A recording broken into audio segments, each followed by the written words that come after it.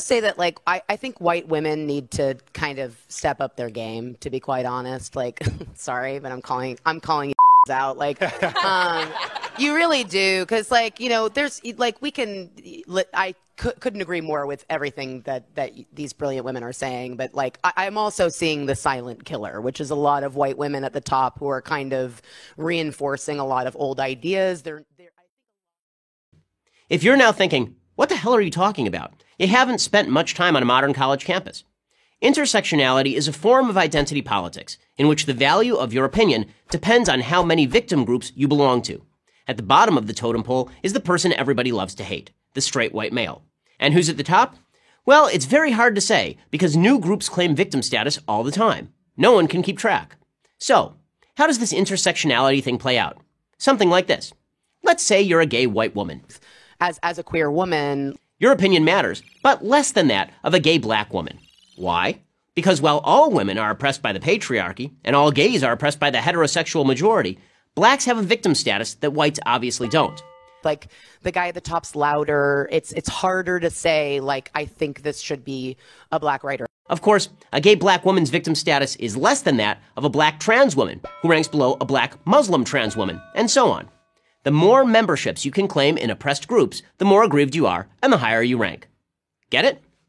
Good, because it's about to get even more complicated. Intersectionality takes your victim status and uses it as the basis for creating alliances with other victim groups. I'll just speak from my own personal experience. It's just like I wasn't sure how to be an ally. I wasn't sure what type. I got so caught up in like what kind of terminology I was supposed to be using. Here's the logic.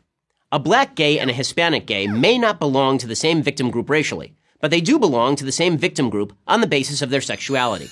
By focusing on the places where various victim identities intersect, intersectionality creates a united us versus them paradigm. Righteous victims rising up together to fight the oppressor, those dreaded straight white men. This explains why at a rally protesting the treatment of Palestinians by Israel, you might see a contingent of lesbian activists. That's intersectionality at work. They're so united by their victim status that it doesn't matter if Islamists throw gays off of buildings or murder female family members who defy their father's wishes.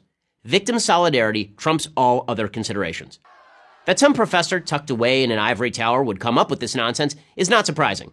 What is surprising and disturbing is that so many people actually go along with it. As I started to rise in television, I started to just get more blunt and just start saying, like, I would like a black writer. Because if I said diverse, you know, you get, well, white is diverse, which is something somebody said to me. And I was like, wow. I was like, it's not cool. But to really, you know, I reached out to my, you know, the women that I respect who are not white writers and directors, and I said, what should I say? What language should I use? You know, and I think it's worth it if you're in a position of hiring power or green lighting power to like reach out to people that are not like you and say, what can I do to be an ally, and how can I support writers of color and LGBTQ and disabled writers? Like, what can I do? Intersectionality promotes the biggest hoax of all, that we aren't individuals who are to be judged on the basis of how we act, but are merely members of groups to be judged on the basis of our group identity. In other words, you and I as individuals with our unique experiences, thoughts, and ambitions count for nothing. Our racial and sexual identity count for everything.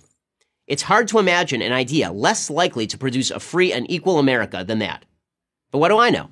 I'm just a straight white male. I'm Ben Shapiro for Prager University.